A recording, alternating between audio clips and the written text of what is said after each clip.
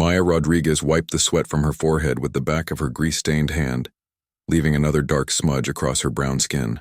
The massive hangar around her buzzed with the constant hum of machinery and the chatter of a dozen different alien languages. Salvage Station Theta 7 wasn't much to look at, but it was home, and more importantly, it was where broken things came to be fixed. She turned her attention back to the massive form sprawled across the reinforced platform before her. The dragon was unlike anything she'd ever seen in her 28 years as a mechanic. Its scales, which should have shimmered like polished obsidian according to the data files, were now a sickly gray-green. Patches of what looked like rust ate away at the creature's hide, spreading in web-like patterns across its flanks. "Mama Maya, is she going to die?" The small voice came from behind a stack of plasma converters. A tiny head poked out, revealing the unmistakable features of a dragon hatchling. Zara was barely 3 feet tall, her scales still soft and iridescent blue-silver. Maya had found her 2 months ago, alone and terrified in a wrecked transport ship. "No one had come looking for her. Not if I can help it, little star," Maya said, kneeling down to meet Zara's worried golden eyes. "But I need you to stay back while I work, okay? This rot could be dangerous." Zara nodded solemnly and retreated to her favorite hiding spot among the spare parts. Maya had never seen anything like her before either. The galaxy was full of dragon species, but Zara's kind was a mystery. Her scales changed color with her emotions, and she seemed to understand technology in ways that defied explanation. Maya approached the adult dragon cautiously. The creature's breathing was labored, each exhale releasing a faint cloud of metallic-smelling vapor. According to the emergency beacon data, this was Kythera, an ancient void dragon from the Outer Rim. She'd been found drifting in space, her ship's life support failing by a passing cargo hauler. The rot was spreading faster than Maya had initially thought. What started as small patches on the dragon's wings had now consumed nearly a quarter of her body. The affected scales crumbled at the slightest touch, revealing the sickly tissue beneath. Maya had seen metal rot before, but this was different. This was eating away at living tissue like acid. "Computer, run a full bioscan on the patient," Maya commanded. The station's AI, a cranky old system that Maya had cobbled together from dozens of different components, wheezed to life. "Bioscan complete. Results are troubling, Mechanic Rodriguez. The subject shows signs of quantum-level cellular decay. Molecular bonds are breaking down at an accelerated rate. Estimated time to complete system failure, 36 hours. Maya's heart sank. 36 hours wasn't nearly enough time. She'd need weeks to understand this kind of decay, let alone develop a treatment. But as she looked at Kythera's labored breathing and then at little Zara's worried face, she knew she had to try. "What's causing it?" she asked, unknown. "The decay pattern suggests exposure to a weaponized pathogen, but scans show no foreign organisms. It appears to be a cascading failure at the quantum level, affecting both organic and metallic components." Maya frowned. Dragons were unique in the galaxy because they were living ships. Their bodies contained both organic tissue and biometallic components that allowed them to survive in space and achieve faster-than-light travel. If something could attack both systems simultaneously, it would be devastating. She climbed onto the platform and began a hands-on examination. Her fingers traced the edges of the rot, careful not to actually touch the affected areas. The boundary between healthy and diseased tissue was sharp, like a line drawn with a ruler. That wasn't natural spread, it was too precise, too controlled. "Mama Maya?" Zara's voice was small and scared. "I think I know what's wrong with her." Maya looked up, surprised. "What do you mean, little star?" Zara crept closer, her scales shifting to a deep purple with worry. "In my dreams I see the Star Eaters. They came to my home world. They make everything sick like this. The grown-ups tried to fight them, but the sickness spread too fast." A chill ran down Maya's spine. Star Eaters were legend, stories told to frighten children across a dozen star systems. Ancient beings that consumed entire civilizations, leaving nothing but dead worlds in their wake. But looking at the precise way the rot was spreading across Kythera's body, Maya began to wonder if the legends might be based on fact. "Tell me more about these Star Eaters, Zara. What do they look like?" "They're not really there," Zara said, her scales now flickering between purple and black. "They live in the spaces between spaces, but they can touch you with their sickness. It makes the metal life stop working." Metal life. That was how dragons referred to their biometallic components. Maya's mind raced. If the Star Eaters were real, and if they had the ability to cause this kind of quantum decay, then Cathara wasn't just sick. She was infected with something that could potentially spread to every dragon in the galaxy. Maya pulled up the station's communication array. Computer, send an emergency transmission to the Galactic Medical Council. Priority 1. We have a potential pandemic situation here. Transmission sent, Mechanic Rodriguez. However, I should point out that the nearest medical council station is 4 days away at best travel speed. 4 days. Cathara would be dead in 36 hours. And if the rot was contagious, it could spread to other dragons long before help arrived. Maya looked at the dying creature before her, then at little Zara, whose people had apparently already faced this nightmare. Computer, begin a deep scan of all available databases. I want everything on quantum cellular decay, biometallic integration failure, and anything that matches the term Star Eaters. Also, scan for any records of Zara's species, initiating comprehensive search. Estimated completion time, 6 hours. Maya rolled up her sleeves. 6 hours to research, 36 hours to save a life and possibly the future of an entire species. She'd worked with longer odds before, but never with stakes this high. As she began setting up her diagnostic equipment, she felt a small hand slip into hers. Zara stood beside her, scales now a determined silver blue. I want to help, Mama Maya. Cathara is like me. I can't let the Star Eaters win again. Maya squeezed the small hand gently. Then we'd better get to work, little star. We've got a dragon to save. The next several hours passed in a blur of data streams and failed hypotheses. Maya's workstation was covered in holographic displays showing molecular structures, quantum field equations, and biological charts that made her head spin. She was a mechanic, not a scientist, but desperation was a powerful teacher. Zara had fallen asleep curled up in a spare parts bin, her scales cycling through soft pastels as she dreamed. Every few minutes Maya glanced over at her, wondering what nightmares the little dragon carried from her destroyed homeworld. Analysis complete, the computer announced, startling Maya from her thoughts. Results are extensive. Give me the important parts, Maya said, rubbing her tired eyes. Records show 17 documented cases of similar quantum decay across the galaxy over the past 2 centuries. All cases involved dragon species. All were fatal within 72 hours. No successful treatments recorded. Maya's heart sank, but she pressed on. What about the Star Eaters? Any references? Negative on exact matches for Star Eaters. However, I have found several references to entities called Void Stalkers in ancient Draknari texts. According to these sources, Void Stalkers are extra-dimensional parasites that feed on quantum coherence fields, the same fields that allow dragon biometallic integration. That was something.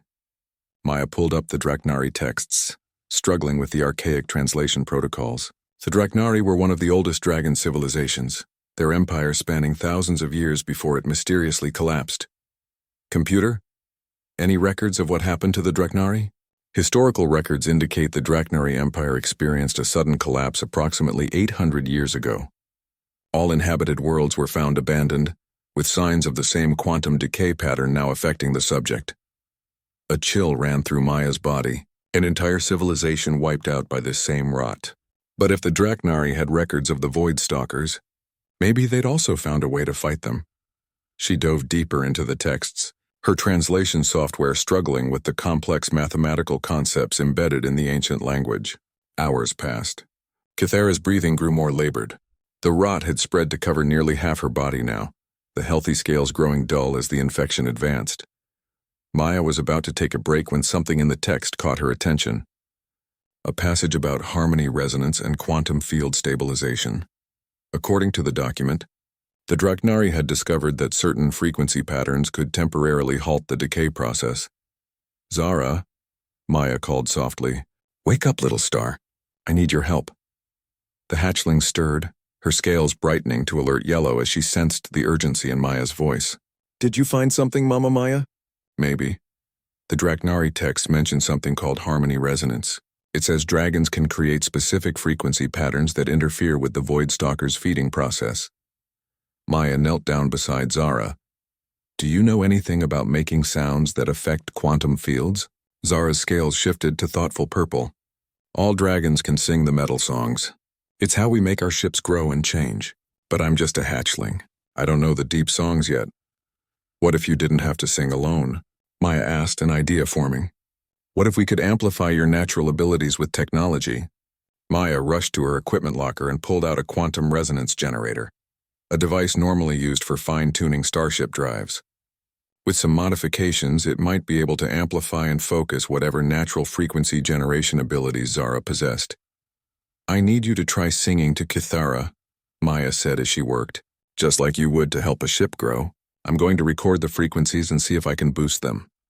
Zara approached the dying dragon cautiously. She placed her small hands on one of Kithara's remaining healthy scales and began to hum. The sound was unlike anything Maya had ever heard. It seemed to come from everywhere and nowhere, resonating not just in the air but in the metal of the station itself. Maya's instruments went wild. The frequency patterns Zara was generating were incredibly complex, operating on multiple quantum levels simultaneously, but more importantly, wherever Zara touched, the spread of the rot seemed to slow. It's working, Maya exclaimed. Keep singing, Zara. But after only a few minutes, the little dragon collapsed, exhausted. Her scales had turned pale gray and she was breathing hard. I'm not strong enough, Zara whispered. The Star Eaters are too hungry. I can only slow them down. Maya helped Zara to a resting spot and analyzed the recorded frequencies. The pattern was there, a complex harmonic sequence that interfered with whatever quantum process the Voidstalkers used to cause the decay. But Zara was right. Her natural abilities alone weren't powerful enough to fully counteract the infection. That's when Maya noticed something interesting in the data. The frequencies weren't random. They followed a mathematical progression that looked familiar. She'd seen similar patterns in quantum field equations, the same ones used in faster-than-light drive systems. Computer, compare Zara's frequency patterns to standard FTL drive harmonic sequences. Comparison complete. Zara's patterns show 73% correlation with Terran-designed quantum fold generators, specifically the Rodriguez-Chen drive system. Maya's breath caught. The Rodriguez-Chen drive system was her own design, a breakthrough in FTL technology that she'd developed 5 years ago. It used harmonic resonance to fold spacetime, creating stable quantum tunnels for faster-than-light travel. But if the same principles could be applied to biological systems... Zara, I need to ask you something important, Maya said, kneeling beside the exhausted hatchling. When you sing the metal songs, does it feel like you're reaching into empty space? Like you're touching something that isn't quite there? Zara nodded weakly. The space between spaces. That's where the metal life comes from. But it's also where the Star Eaters hide. Maya's mind raced. Dragons didn't just manipulate quantum fields. They accessed higher dimensional space. The same space her FTL drives used for faster-than-light travel. And if the Voidstalkers existed in that same higher dimensional realm, then maybe... Computer, begin calculations for a modified Rodriguez-Chen field generator. I want to create a stable quantum tunnel. But instead of folding space for travel, I want to create a barrier, a way to seal off higher dimensional access to this local area. Calculating. Warning: attempted isolation of higher dimensional access could have unpredictable effects on local spacetime. Are you certain you wish to proceed? Maya looked at Kithara, whose breathing was now barely perceptible. The rot had spread to cover 3/4 of her body. They had maybe 6 hours left. Do it, she said. And send a message to the cargo hauler that found Kithara.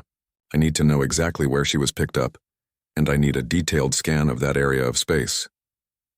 As the computer began its calculations, Maya felt a small hand slip into hers again. Zara was looking up at her with worried golden eyes.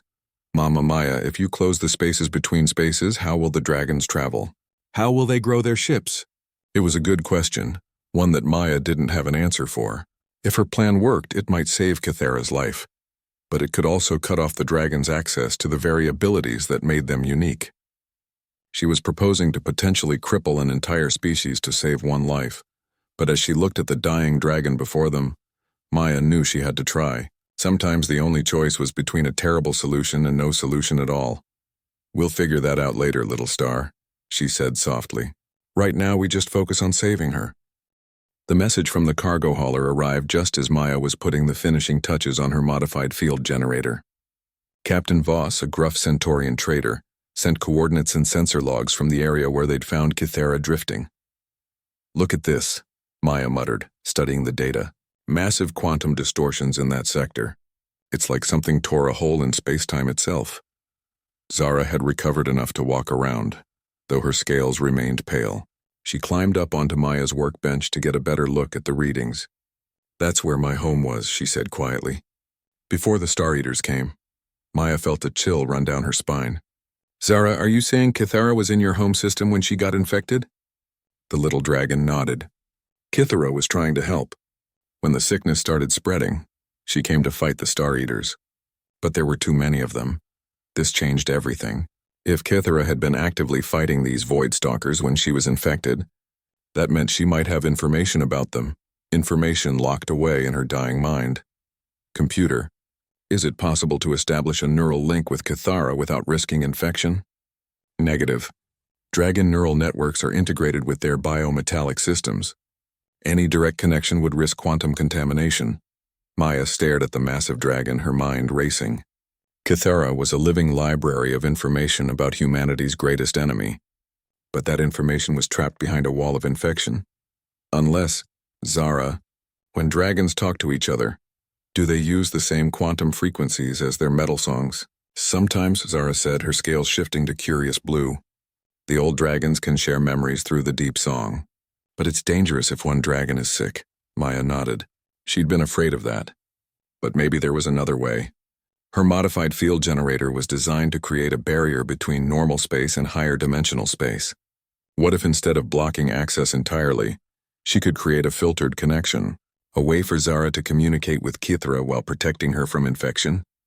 Computer, run a simulation. I want to modify the field generator to create a selective permeability barrier, something that allows communication frequencies through but blocks the quantum signatures associated with the Void Stalker. Infection. Simulation running. Complete. Theoretical. Viability. 67%. Warning. Failure could result in contamination of both subjects. Maya looked at Zara, who was watching her with those big golden eyes. "Little Star, I might have a way for you to talk to Kythera and learn what she knows about fighting the Star Eaters. But it's dangerous. If something goes wrong, you could get sick too." Zara's scales shifted through several colors before settling on determined silver. "The Star Eaters took my family. They took my whole world. If Kythera knows how to stop them, I have to try." Maya's heart swelled with pride and terror in equal measure. Zara was just a child, but she had the courage of someone 10 times her age. "Okay, but we do this my way. Slow and careful." The next few hours were spent fine-tuning the field generator and running every safety check Maya could think of. She rigged up a dead man switch that would instantly sever the connection if Zara's bio-readings showed any sign of distress. She also prepared a small isolation chamber where Zara could be quarantined if the worst happened. As they worked, Kythera's condition continued to deteriorate. The rot now covered 90% of her body, and her breathing was so shallow it was barely detectable. They were running out of time. "Ready?" Maya asked as she activated the field generator. Zara nodded and placed her small hands on the modified resonance plate Maya had constructed. The device hummed to life, creating a shimmering barrier of twisted space-time around them. "I can feel her," Zara whispered, her eyes going wide. "She's so tired, Mama Maya, and scared. She's been fighting the Star Eaters for so long." "Ask her about their weaknesses," Maya said, monitoring the energy readings carefully. "Find out how to stop them." Zara's scales began to glow with soft silver light as she deepened the connection. For several minutes, she was completely still. Her consciousness apparently merged with the dying dragon's. Then suddenly, her eyes snapped open. "They're not from our universe," she said, her voice strangely distant. "The Star Eaters come from a place where quantum fields work differently. That's why they can damage metal life.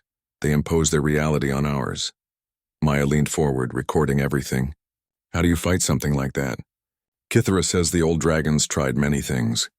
Direct attacks just made the Star Eaters stronger. Shields and barriers only delayed them. But there was one thing that worked. Something the Draknari discovered before their empire fell." "What?" Maya asked urgently. Zara's connection flickered, and for a moment Maya thought they'd lost it. Then the little dragon's scales brightened again. "Harmony. Not the metal songs we use to grow ships, but something deeper. A song that makes both realities work together instead of fighting." I don't understand. What kind of harmony? Kithara is trying to show me, Zara said, strain evident in her voice. It's not just dragon song. It needs... Suddenly, Zara collapsed, her scales flashing bright red before going completely gray. Maya rushed to her side, checking her pulse and breathing. She was alive, but unconscious. The field generator was still running, but something had changed. Instead of the steady hum it had been producing, it was now generating a complex harmonic pattern. Maya realized that in the moment before Zara lost consciousness, she had somehow programmed the device with whatever Kithara had shown her. Maya quickly ran the new pattern through her analysis software. What she saw made her gasp. The frequencies weren't just dragon song. They were a combination of dragon harmonic resonance and human quantum field mathematics. Specifically, they incorporated elements of her own FTL drive equations. Computer, theoretical analysis of the new harmonic pattern. What would happen if we applied this to the current infection? Analysis complete. The pattern appears designed to create quantum field coherence between two different reality frameworks. Application could theoretically halt the spread of decay and begin reversal of the process. However, the pattern requires dual species generation, both dragon bioresonance and human quantum field manipulation. Maya stared at the unconscious Zara and the dying Kithara. The solution required both human technology and dragon abilities working in perfect harmony. It was something that had never been attempted before, a fusion of two completely different approaches to quantum manipulation. But Maya was just a mechanic. She could operate the technology, but she couldn't generate the bioresonance needed to make it work. And Zara was unconscious, possibly infected herself. That's when Maya remembered something. Zara's scales had been changing color throughout their time together, responding to emotions and environmental factors. Those color changes were themselves a form of bioresonance, a way of manipulating quantum fields on a subtle level. What if Maya could create a feedback loop between her technology and Zara's unconscious bioresonance? What if she could use the little dragon's natural abilities even while she slept? It was a long shot, but it was the only shot they had. Maya began modifying her equipment again, this time creating a system that could read and amplify the quantum signatures from Zara's scale patterns.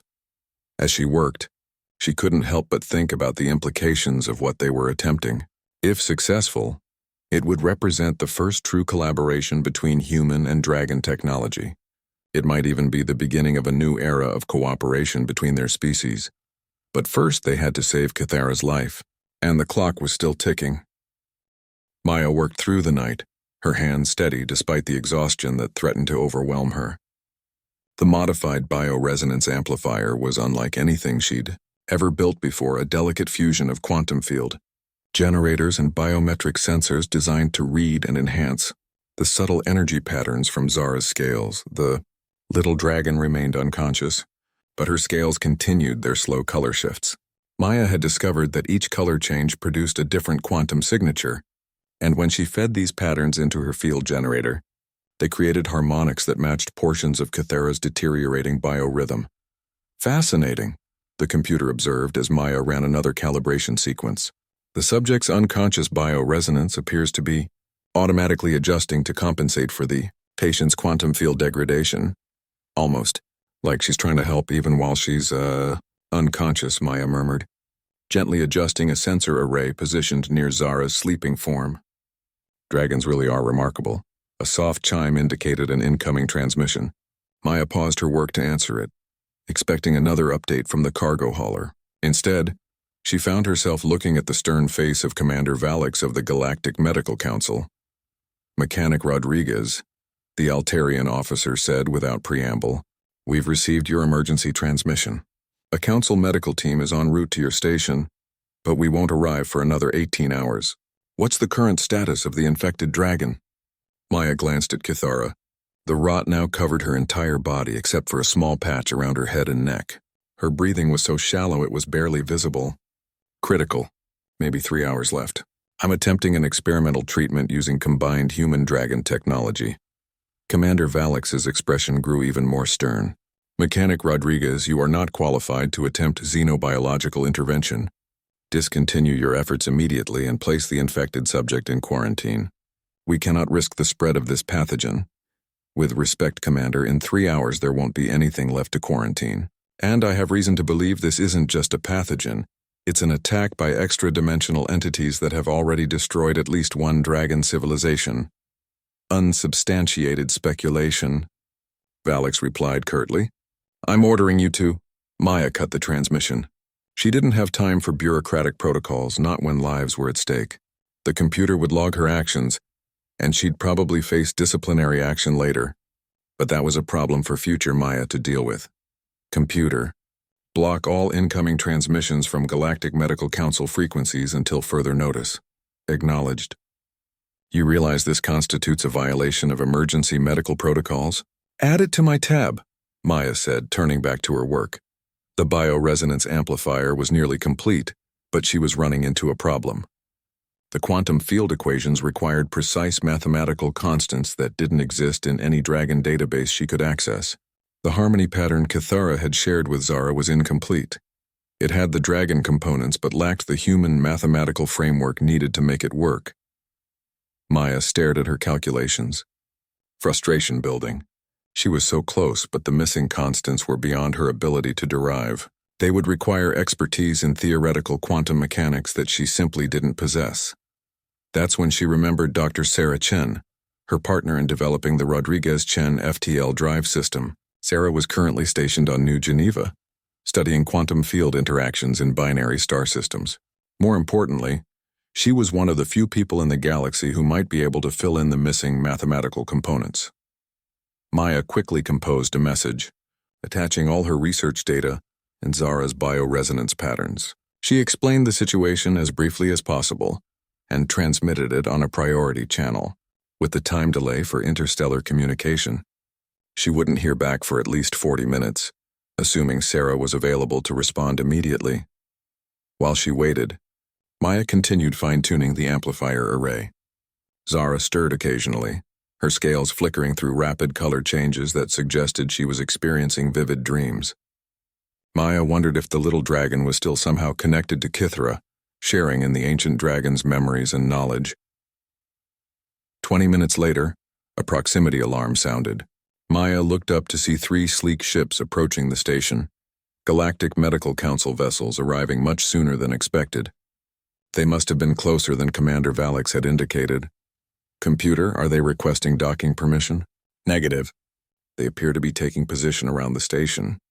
I'm detecting weapons lock signatures. Maya's blood ran cold. The Council wasn't coming to help. They were coming to enforce quarantine, possibly by destroying the station entirely. In their view, the risk of a galaxy-wide pandemic outweighed the lives of everyone aboard Salvage Station Theta-7. Incoming transmission from Council ships, the computer announced. Block it, Maya said immediately. And activate the station's defense grid. Maya defense grid activation requires command authorization from Override Authorization, Rodriguez 77 Alpha, Emergency Protocols. The station shuddered slightly as weapon systems came online. Maya had helped design the defense grid years ago when the station was first constructed. It wasn't much against 3 military vessels, but it might buy her some time. Another chime indicated an incoming message on her priority channel. Dr. Chen's response had arrived faster than expected. Maya opened it immediately. Maya, what you're attempting is theoretically possible but incredibly dangerous. Sarah's recorded message began. I've run your calculations through our quantum modeling systems. The missing constants you need are derived from something called the universal harmony constant, a theoretical value that describes the mathematical relationship between different dimensional frameworks. The attached data packet contains my best estimates, but Maya, if you get this wrong, you could tear a hole in local spacetime. Maya downloaded the data packet and began integrating Sarah's calculations into her system.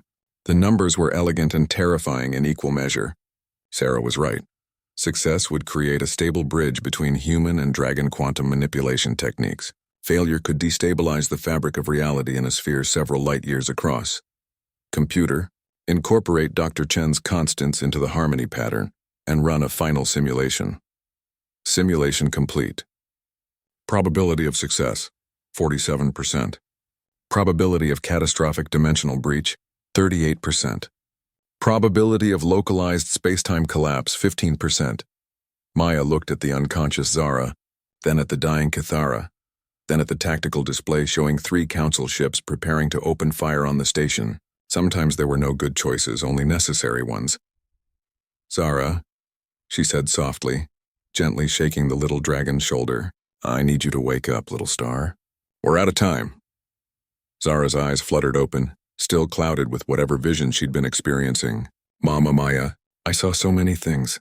The Star Eaters, they're not evil. They're just hungry and lost. I need you to help me sing the harmony song," Maya said urgently. "Can you do that?" Zara nodded weakly and allowed Maya to help her to the bioresonance platform. As soon as she was in position, her scales began responding to the amplifier array, glowing with soft silver light. "Computer, begin the harmony sequence." Full power. The station hummed as Maya's quantum field generators came online, their output synchronized with the patterns from Zara's scales. For a moment nothing happened.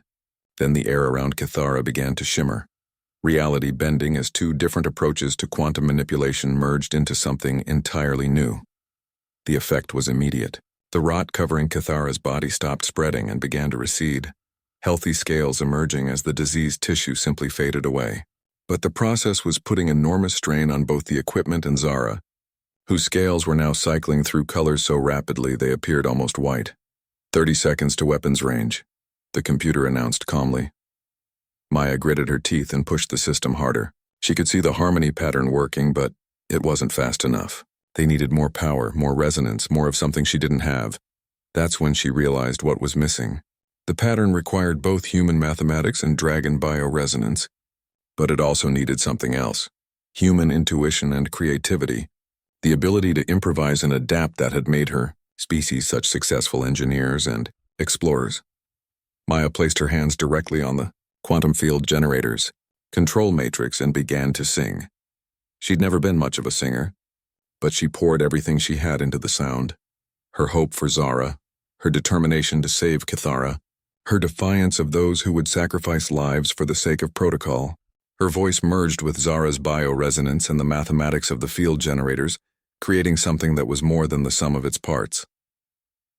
The harmony became perfect.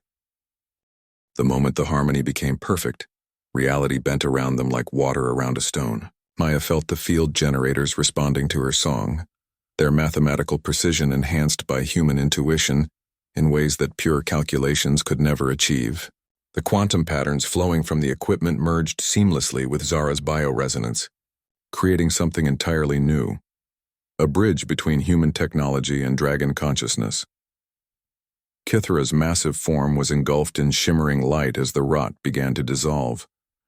Where moments before there had been diseased, crumbling scales, healthy tissue emerged like flowers blooming and fast forward.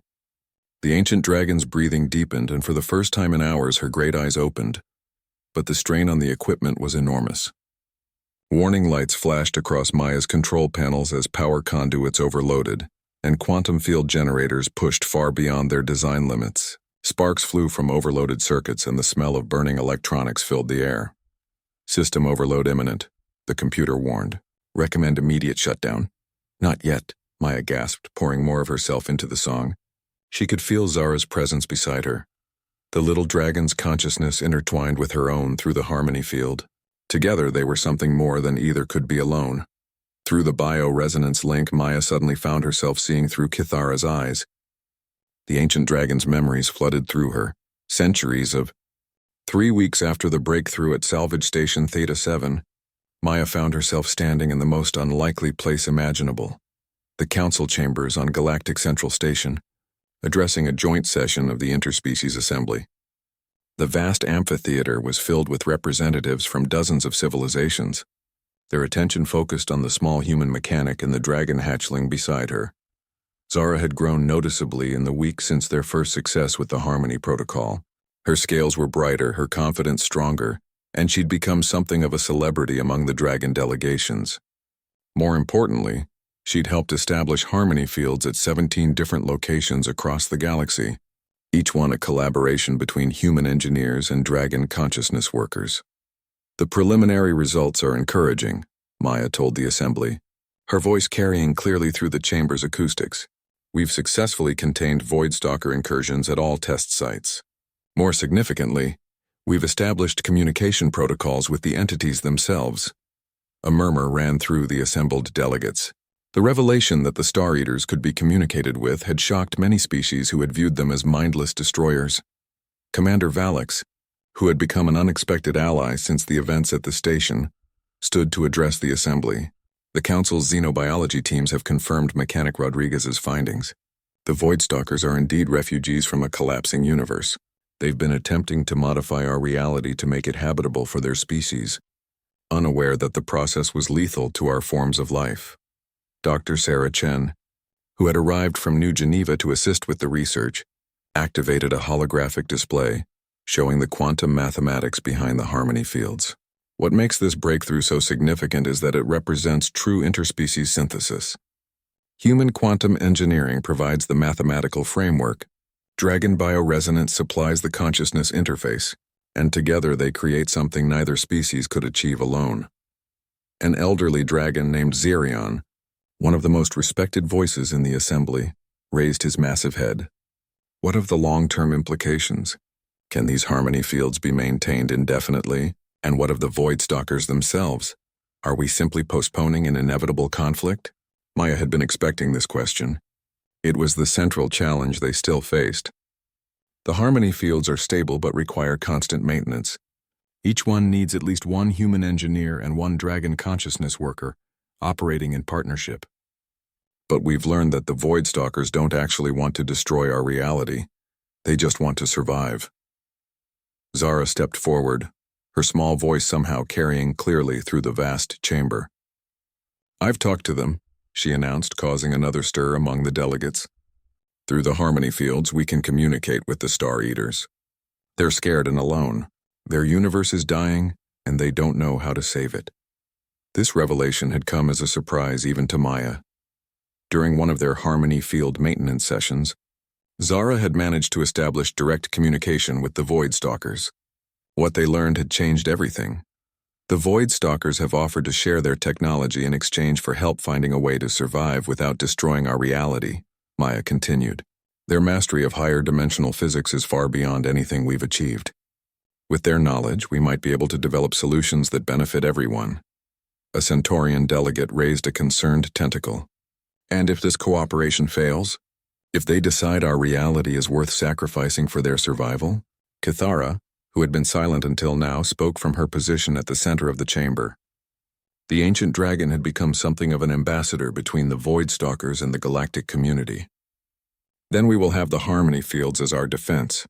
But more than that, we will have proven that cooperation is possible between species that seem completely incompatible. That lesson alone may be worth the risk," Maya nodded. "We're proposing the establishment of a joint research initiative. Human engineers, dragon consciousness workers, and Voidstalker dimensional specialists working together to find a permanent solution, not just stopping the incursions, but helping them find a way to survive in our universe without disrupting the quantum foundations that our technology depends on."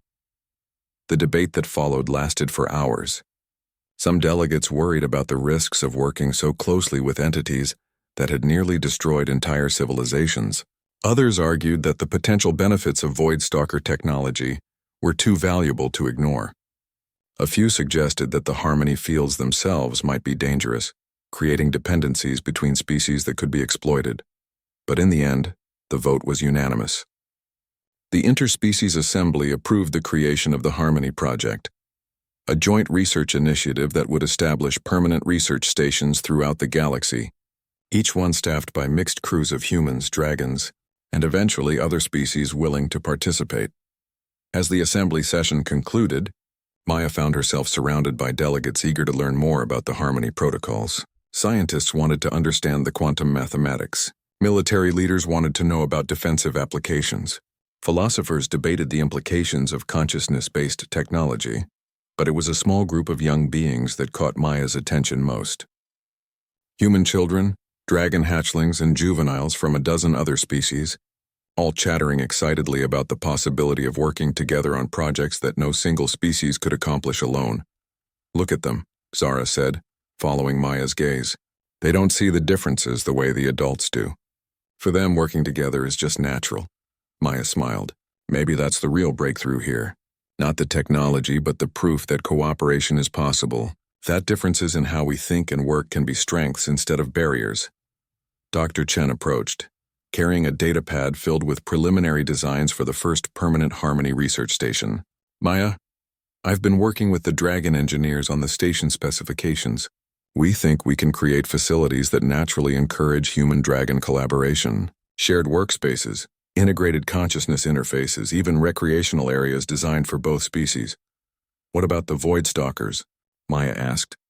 How do we design spaces for entities that exist partially outside our reality? That's where it gets interesting, Sarah replied.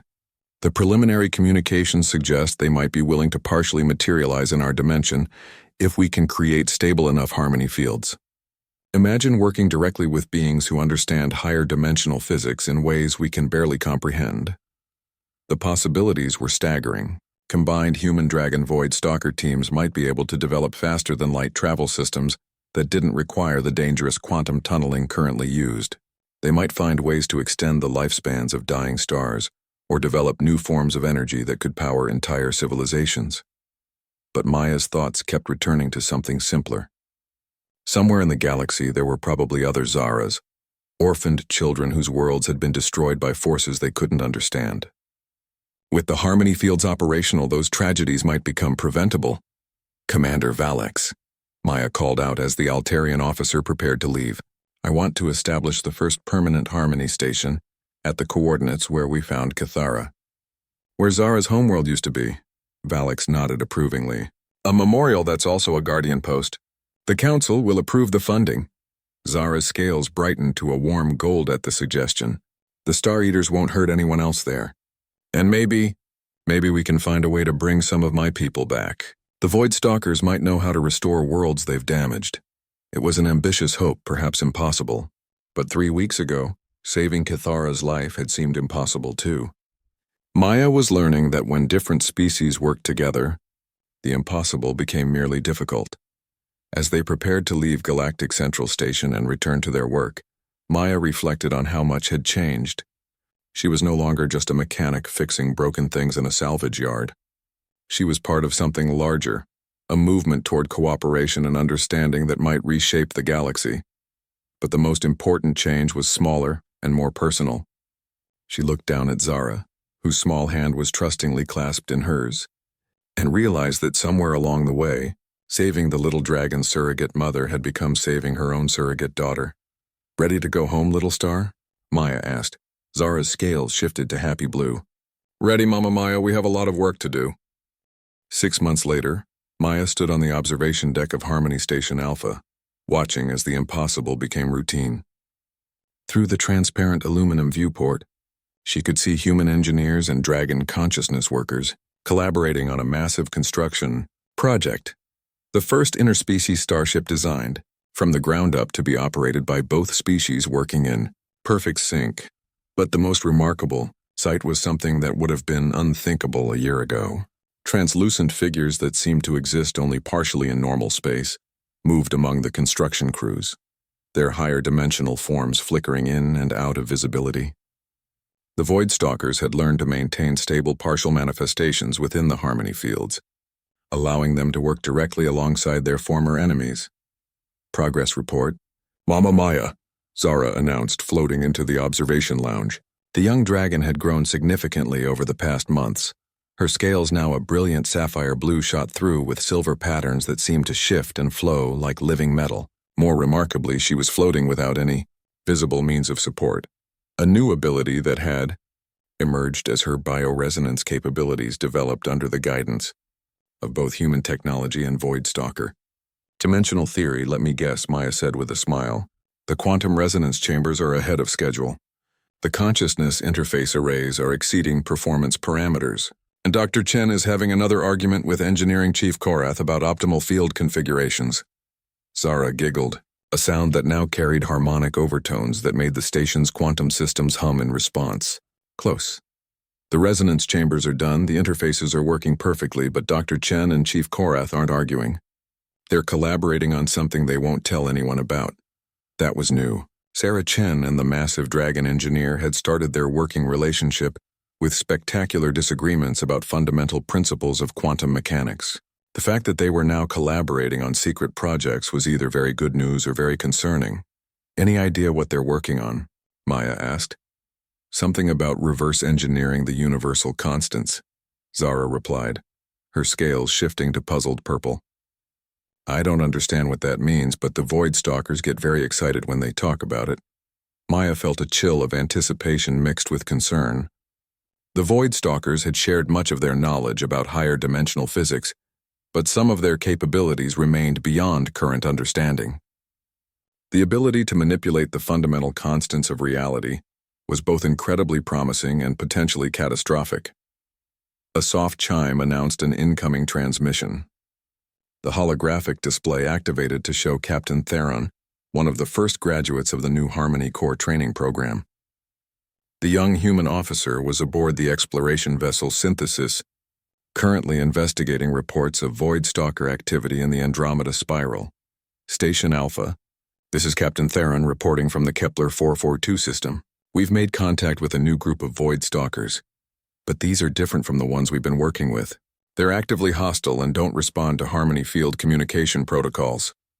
Maya's attention snapped to full focus. Over the past months, they'd established peaceful contact with dozens of Void Stalker groups, but this was the first report of hostile entities. Any idea why they're different? Our Dragon Consciousness Specialist thinks they might be from a different part of the dying universe. Their quantum signatures are more degraded, suggesting they've been displaced longer. They seem to view our Harmony fields as some kind of threat. Zara's scales darkened to worried black. The Star Eaters aren't all the same, she said softly.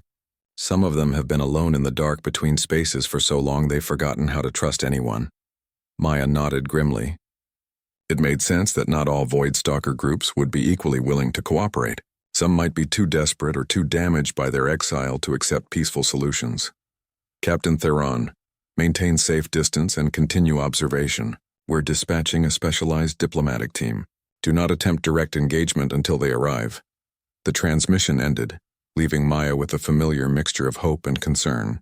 The Harmony Project had achieved remarkable success, but it wasn't a universal solution. There would always be groups, human, dragon, or Void Stalker, that chose conflict over cooperation. Attention all senior staff, came an announcement over the station's communication system. Please report to Laboratory 7 for a project briefing. Dr. Chen says it's time to reveal what she and Chief Korath have been working on. Maya and Zara exchanged glances before heading toward the laboratory levels. They found the entire senior staff gathered around a massive holographic display, showing what appeared to be a star system, but with quantum field patterns unlike anything Maya had ever seen. Dr. Chen stood beside Chief Korath, both of them practically vibrating with excitement.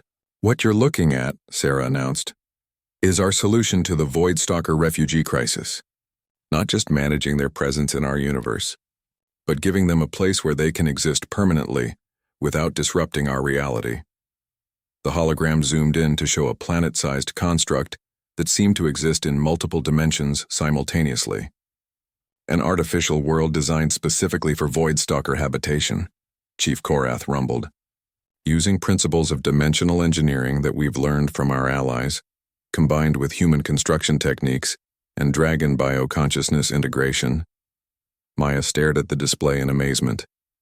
You're talking about creating an entire world from scratch. The energy requirements alone would be astronomical. That's where it gets interesting, Sarah said, her eyes bright with scientific enthusiasm. The Void Stalkers have shown us how to tap into the quantum foam that exists between dimensions, essentially unlimited energy, if we can build the proper extraction systems. One of the Void Stalker allies, a being they knew as Resonance of Lost Hopes, materialized more fully than usual to address the group. Its voice came through the translation systems as a series of harmonic tones that somehow conveyed complex emotions along with words. This collaboration represents more than survival for our people, it said. It is the birth of something new, a way of existence that bridges multiple realities, where consciousness and matter, energy and thought, can coexist in ways never before achieved.